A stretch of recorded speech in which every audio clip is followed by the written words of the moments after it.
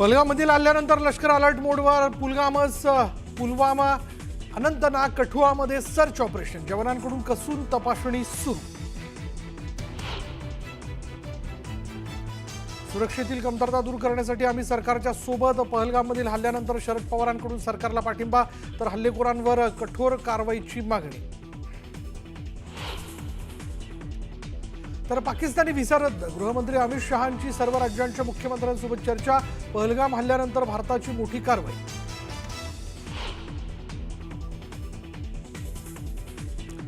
अतिरेकी आदिलचे 2 भाऊ तपास यंत्रणांच्या ताब्यात. रेकी करण्यासाठी मदत केल्याचा संशय. पोलीस कोठडीत कसून चौकशी सुरू. राहुल गांधींनी घेतली पहलगाममधील मृतांच्या कुटुंबियांची भेट, तर जखमींची केली विचारपूस. सरकारला कारवाईसाठी सहकार्य करण्याचं दिलं आश्वासन. अक्षय शिंदे कथित एन्काउंटर प्रकरणी हायकोर्टाकडून पोलिसांची खरडपट्टी. गुन्हा दाखल करण्याचे निर्देश असतानाही गुन्हा का दाखल केला नाही, हायकोर्टाचा सवाल. नाशिकच्या काठेगल्लीतील दंगल पूर्वनियोजितच. पोलिसांच्या तपासात बाब उघडकीस, तर दगडफेक प्रकरणी टिप्पर गँगच्या समीर पठाणचा जुगार अड्डा उद्ध्वस्त. राज्यपाल व्ही.के. सक्सेना यांच्या अवमान प्रकरणी सामाजिक कार्यकर्त्या मेधा पाटकर यांना दिल्लीत अटक. 24 वर्ष जुन्या प्रकरणात कारवाई.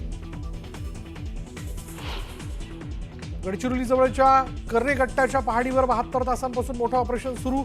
1000 माओवाद्यांना लष्करानं घेरलं. 3 राज्यांच्या सीमेवर हाय अलर्ट जारी.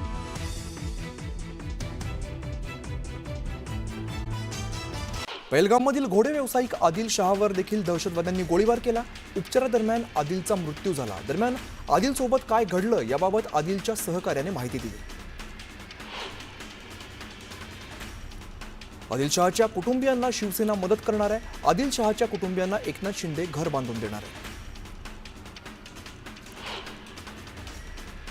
पाकिस्तानी लष्करासोबतच पाकिस्तानी दहशतवाद्यांमध्ये सुद्धा भारताच्या कारवाईची दहशत बसल्याचं पाहायला मिळत आहे. जैशची प्रशिक्षण शिबिरं आणि मुख्यालय रिकामी करण्यात आली आहेत. कमांडरना सुद्धा सुरक्षित ठिकाणी पाठवण्यात आलेलं आहे. खैबर पख्तूनख्वा आणि POK मधील प्रशिक्षण शिबिरं ही रिकामी केली. पहलगाममधील दहशतवादी हल्ल्याचा भारताने पहिला बदला घेतल्याची माहिती समोर येते. दहशतवादी असीम शेख आणि आदिल शेख या दोघांची घरं उद्ध्वस्त करण्यात आली आहे. IED स्फोटाने आदिलचं घर पाडण्यात आलं. जम्मू काश्मीरमधील नियंत्रण रेषेवरती पाकिस्तानने पुन्हा एकदा शस्त्रसंधीचं उल्लंघन करत भारतीय जवानांवरती शस्त्राद्वारे गोळीबार केलेला आहे. भारतीय लष्कराने या गोळीबाराला कठोर प्रत्युत्तर दिलं असून सध्या दोन्ही बाजूंमध्ये चकमक सुरू आहे. हल्ल्यातून वाचलेल्या पावसकर कुटुंबियांची पालकमंत्री नितेश राणे यांनी भेट घेतली. पावसकर कुटुंबियांकडून नितेश राणे यांनी घडलेल्या घटनांची माहिती घेतली. पहलगामीकडे झालेल्या हल्ल्याने पर्यटकांमध्ये सध्या भीतीचं वातावरण आहे. छत्रपती संभाजीनगरमधील काही पर्यटक हल्ल्यादरम्यान पहलगाममध्येच होते. मात्र लहान मुलांना भूक लागल्यामुळे जेवण करण्यासाठी ते थांबले असतानाच गोळ्यांचा आवाज कानावर पडला आणि घटनेचं गांभीर्य लक्षात घेत मगरे कुटुंब तिकडंच थांबलं. त्यामुळे या सगळ्यांचा जीव वाचलाय. दहशतवादी हल्ल्याचा सडेतोड बदला घेतला पाहिजे. दहशतवाद्यांना त्यांची जागा दाखवली पाहिजे असं विधान उपमुख्यमंत्री अजित पवारांनी केलंय. आपली भारतीय सेना दहशतवाद्यांना सोडणार नाही याचा मला विश्वास आहे असंही अजित पवार म्हणाले. पहलगाम हल्ल्याच्या पार्श्वभूमीवर झालेल्या सर्वपक्षीय बैठकीला ठाकरे गटाने दांडी मारली. यावरून उपमुख्यमंत्री एकनाथ शिंदे यांनी उभाटावरती निशाणा साधलाय. हेच काय ते राष्ट्रप्रेम? बाळासाहेबांचे नकली आवाज काढणाऱ्या लोकांकडून काय अपेक्षा ठेवणार असा सवाल त्यांनी केलाय. काश्मीरमधील पहलगामीकडे भ्याड अतिरेकी हल्ल्याचा तसंच बांगलादेशमध्ये हिंदूंवरती होत असलेल्या अत्याचाराचा कोपरगावातील सकल हिंदू समाजाने निषेध व्यक्त केलाय. हिंदुत्ववादी संघटनांनी मोर्चा काढत निदर्शनं केली. अमरावतीत भाजप आणि हिंदुत्ववादी संघटना आक्रमक झाल्यात. पहलगामीकडे झालेल्या आतंकवादी हल्ल्याच्या निषेधार्थ आज अमरावती शहर बंद ठेवण्यात आले. अकोल्याच्या अकोटमध्ये पहलगाम हल्ल्याच्या निषेधार्थ बंदची हाक देण्यात आली. यावेळेला शहरातील बाजारपेठा बंद ठेवत हल्ल्याचा निषेध करण्यात आला. पहलगाममध्ये पर्यटकांवरती झालेल्या हल्ल्याचे तीव्र पडसाद देशभरात पाहायला मिळतात. पाकिस्तानला चांगलाच धडा शिकवा अशी मागणी मुळशीतील नागरिकांनी केली. मृतांना श्रद्धांजली अर्पण करत कॅन्डल मार्चचं आयोजन करण्यात आलं. पेहलगाममधील अतिरेक्यांनी पर्यटकांवरती केलेल्या हल्ल्याचे पडसाद मनमाडसह नांदगाव शहरामध्ये उमटले. नांदगावमध्ये शिवसेनेच्या वतीने निषेध मोर्चा काढण्यात आला. यावेळेला पाकिस्तान विरोधात जोरदार घोषणाबाजी करण्यात आली. बीडमधील साक्षी कांबळे आत्महत्या प्रकरणाच्या तपासाला वेग आलाय. पोलीस उपाधीक्षक संजय पवार यांनी बीडमध्ये जाऊन या प्रकरणातील संशयित मित्र आणि फिर्यादी आईचा जबाब नोंदवलाय. मागील 3 दिवसांपासून देशातील सगळ्यात मोठं ऑपरेशन गडचिरोली जिल्ह्याला लागून असलेल्या 3 राज्यांच्या सीमांवरती सुरू आहे. त्यामुळे हाय अलर्ट जारी करण्यात आलाय. 3 राज्यांच्या सीमेवरील कर्रेगट्टाच्या पहाडीवरती 1000 माओवाद्यांना घेरण्यासाठी तब्बल 20,000 जवानांनी चारही बाजूंनी वेढा घातलाय. सांगलीच्या मिरजमध्ये शेतजमिनीचा ताबा घेण्यासाठी मारहाण करण्यात आली. दमदाटी करत शेतातील झोपडी पाडल्याप्रकरणी माजी मंत्री धनंजय मुंडेंचे मेहुणे बाळासाहेब ओमासे यांच्यासह 5 जणांविरोधात गुन्हा दाखल करण्यात आला. तर जाणून बुजून गुन्हा दाखल करण्यात आल्याचा आरोप बाळासाहेब ओमासे यांनी केलाय. नाशिकच्या काटेगल्लीतील दंगल पूर्वनियोजित असल्याचं नाशिक पोलिसांच्या तपासात उघडकीस आलेलं आहे. दंगलीतील आरोपींच्या जामिनासाठी लागणाऱ्या पैशासाठी व्यापाऱ्याचं अपहरण करत 15 लाखांची खंडणी घेतल्याचं निष्पन्नास आलं आहे. चंद्रपूर शहराजवळून वाहणाऱ्या इरई नदीचं पुनरुज्जीवन आणि खोलीकरणाच्या कामाचा पालकमंत्री डॉक्टर अशोक उईके यांच्या हस्ते शुभारंभ करण्यात आला. या कामासाठी जिल्हा प्रशासनाने 17 कोटींचा निधी प्रस्तावित केला आहे.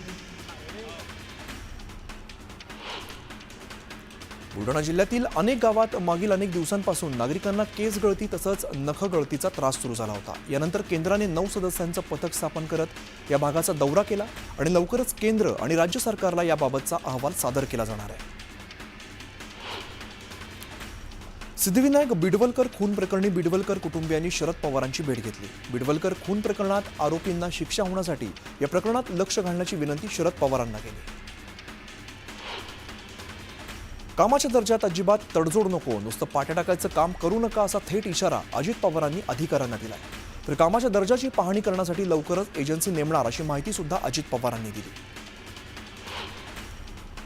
उपमुख्यमंत्री आणि पुण्याचे पालकमंत्री अजित पवारांनी डीपीडीसीची बैठक बोलवली होती. यावेळेला पुण्यासह पिंपरी चिंचवड पालिका आणि पुणे ग्रामीणचे अधिकारी उपस्थित होते. मात्र बारामतीच्या खासदार सुप्रिया सुळे आणि शिरूरचे खासदार अमोल कोल्हे यांनी बैठकीला दांडी मारली. अजित पवारांनी आजही आमची परीक्षा घेतली. सकाळी 8 वाजता कार्यक्रमात आले. दादा नेहमीच परीक्षा घेतात आणि मग आमची अडचण होते असं मिश्किल वक्तव्य प्रकाश आंबेडकर यांनी केलंय. नीलम गोरेंनी फडणवीसांसह शिंदे आणि अजित पवारांच्या कामाचं कौतुक केलंय. अजितदादा सकाळी लवकर उठून कार्यक्रमाला लागतात. एकनाथ शिंदे रात्री उशिरापर्यंत काम करतात आणि मुख्यमंत्री दिवसभर काम करतात. त्यामुळे आमच्यासारख्यांची अडचण होते. आम्ही कधी काम करायचं असा सवाल गोरेंनी विचारलाय. मंत्री जयकुमार गोरेंनी खेडचे उभाटाचे आमदार बाबाजी काळे यांना पक्ष बदलाचा सल्ला दिलेला आहे. लोक कधीही बाभळीच्या झाडाखाली उभं राहत नाहीत, लोक आंब्याच्या झाडाची सावली बघतात असं म्हणत गोरेंनी उभाटाला बाभळीच्या झाडाची उपमा दिली. पालघरमध्ये जलजीवन मिशन योजनेच्या कामांमध्ये भ्रष्टाचार झाल्याची कबुली खुद्द पालकमंत्री गणेश नाईक यांनी दिली. निकृष्ट काम करणाऱ्या ठेकेदारांना काम सुधारण्याची संधी दिली असून त्यांनी दुरुस्ती करावी, अन्यथा कारवाई केली जाईल असे निर्देश गणेश नाईकांनी दिले. पवार कुटुंब एकच आहे, मतभेद असू शकतात मात्र निर्णय एकत्र येऊन घ्यावेत असं सूचक विधान रोहित पवारांनी केले. त्यांच्या या वक्तव्यामुळे शरद पवार आणि अजित पवार यांच्यातील संभाव्य एकत्र येण्याच्या चर्चांना जोर धरलाय. शरद पवार सिंधुदुर्ग दौऱ्यावरती आहेत. आंबोलीतील ऊस संशोधन केंद्राला त्यांनी भेट दिली. यावेळेला कामकाजाची पाहणी देखील शरद पवारांनी केली.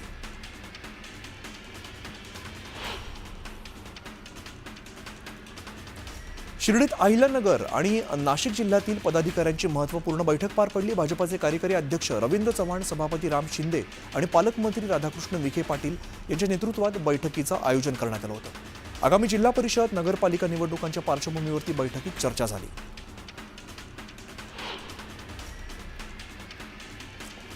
चंद्रपूरमध्ये बिहारमधील बौद्धगया महाबोधी विहारच्या मुक्ततेच्या मागणी ही जिल्हाधिकारी कार्यालयासमोर मोर्चा काढण्यात आलेला. यावेळेला मोठ्या संख्येने नागरिकांनी मोर्चात सहभाग घेतला.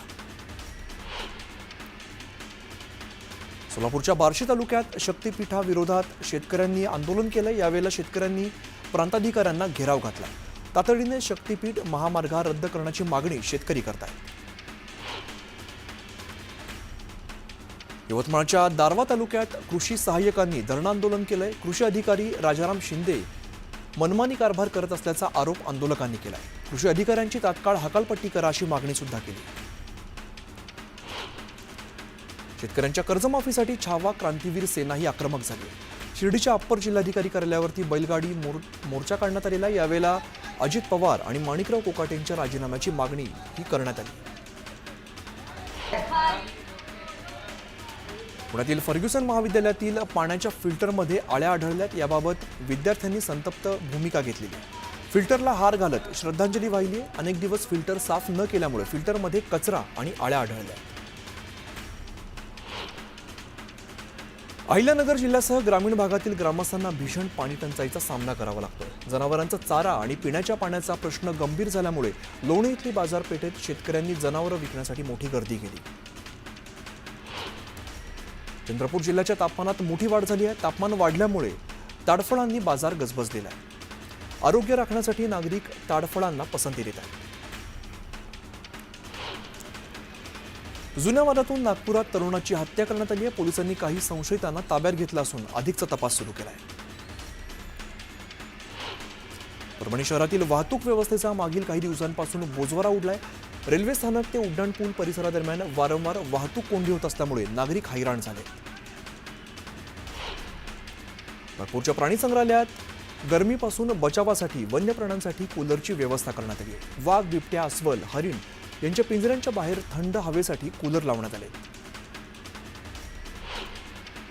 वाशिमच्या मनोरा शहरातून वाहणाऱ्या अरुणावती नदीत कचऱ्याचे ढीग जमा झाल्याने नदीचा प्रवाह अडला गेलेला होता. त्यामुळे परिसरात दुर्गंधी पसरल्यामुळे नागरिक आक्रमक झालेत. त्यामुळे नदीमध्ये स्वच्छता करण्यासाठी मागणी आता नागरिक करतायत.